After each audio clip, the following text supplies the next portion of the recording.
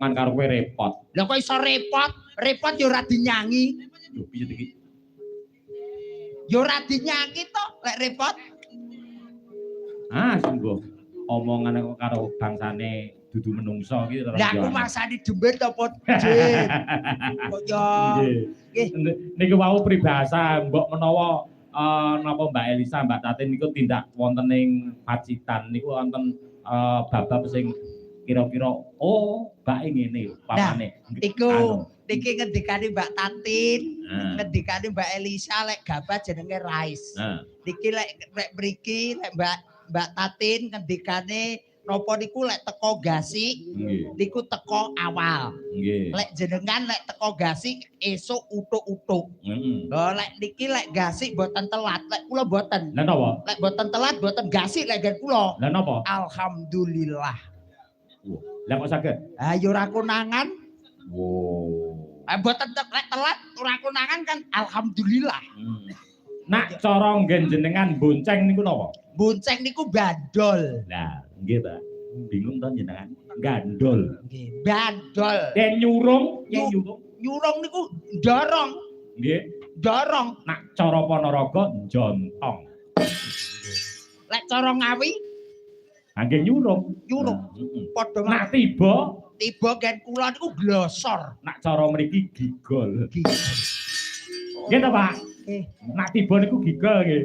Wong-wong tegese tenggene Magetan niku tanahe nggih napa niku dusun desane rumit-rumit. Iya. Enek mlebu nyang jero gentong. Enek sing tanggapan jari wau diparang. Niku menginter miso kok, Mas. Nggih nek mriki niki nggih enten tanggapan sing ora tau oleh dhuwit lho, Mas. Lah kok saged? Lembean. Tegese lembean iki mau ya ki mau iso nyelehke rasa, Mas. Leres rasa tresno marang budaya, rasa tresno laras kalih masyarakat, mbok bilih wontenipun bersih desa, manunggal rasa manunggal tresna, muga-muga slamet donya slamet akhirat. Wong lembean niku sikil kanan niku diimbangi kaliwan sikil kiwa. Nggih. Nggih, cobi. Nak kanan karo kanan lek dadine ora kepenak, cobi jenengan. Mboten penak lek kanan. Mboten nak jenengan niku lembean, coba mlaku. Bareng kanan. Nah, kuwi rono ya mlaku sing apik rono kok. Ah, enggak. Lho, lak mboten penak.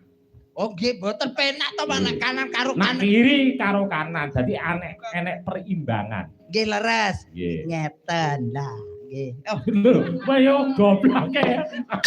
Bisa dadi walik.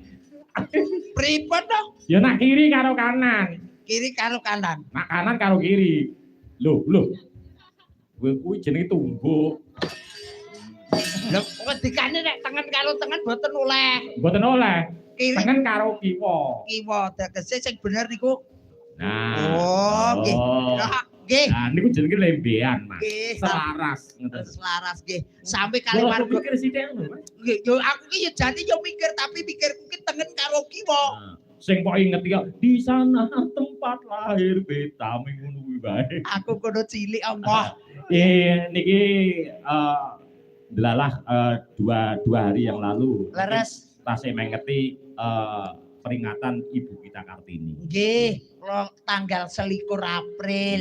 Menika Ibu pahlawan putri dari Rembang namanya siapa, Mas? Ibu kita Kartini. Yo goblok. Lah sinten? Gareng goblok ya. Lah wong sinten pahlawan dari Rembang putri namanya siapa? Lho Harum. Lho yo Ibu kita Kartini to. Lah kok goblok. Caca. Ibu kita Kartini putri sejati, putri Indonesia, harum nama. Apa jenenge? Harum. Lah iya. Kok ya. Wah, ki kok lagon bae kok dijenengne to, Mas. Berdiri Mbak Tatin kalian Mbak Elisa ya. Nggih, sareng-sareng lihat. Oh, enak kaitan. Untuk